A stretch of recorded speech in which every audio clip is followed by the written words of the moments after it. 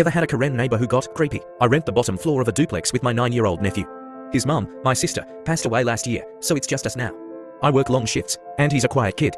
Does his homework, watches cartoons, and draws with sidewalk chalk when the weather's nice. The woman upstairs calls herself Miss Cathy. She's been here forever, owns 2 yuppie dogs, drives a crusty old BMW, and talks in third person like she's a Disney villain, stuff like, Miss Cathy doesn't like loud noises. Miss Cathy's dogs have anxiety. Miss Cathy shouldn't have to share a trash bin with a child. She said that last one to my face, because I tossed a Capri Sun pouch in the shared bin. I knew she was a bit much, but things went sideways last month. It started when my nephew drew a chalk dragon on the sidewalk near our unit.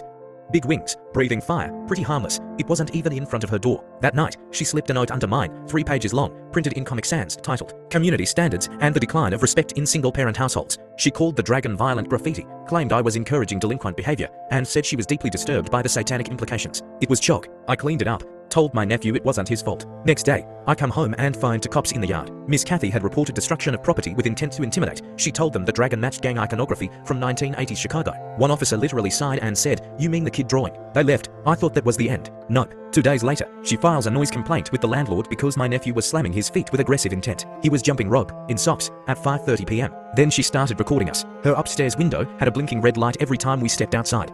She cornered me at the mailbox and whispered that she was building a case for the HOA. There is no HOA. And then it got worse. She left a voicemail on my work phone, a number I never gave her, saying, "Some of us are keeping track of children without consequences become adults who make the news." That's when I started saving everything, because Miss Cathy isn't just entitled, she's dangerous in that fake polite, Lifetime movie kind of way. She doesn't scream, she plants seeds and walks away. Last night, I found a laminated letter taped to my front door. It was addressed to Child Protective Services. She claimed my nephew had dark fixations, that I let him roam the streets alone, and that he was being exposed to disturbing material. She included a photo of his dragon, edited to look red, zoomed in on the flames. She's baiting me into snapping. I can feel it. And I don't think this is the first time she's done something like this, because the kid across the street, he moved out this week. No notice, no goodbye, just gone.